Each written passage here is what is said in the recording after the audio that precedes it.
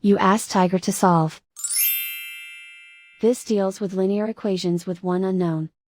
The final result is x equals 30. Let's solve it step by step. Simplify the expression.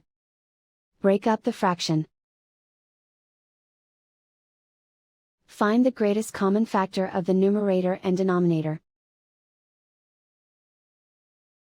Factor out and cancel the greatest common factor. Swap sides.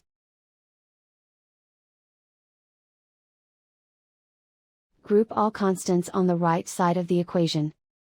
Add 3 to both sides. Simplify the arithmetic.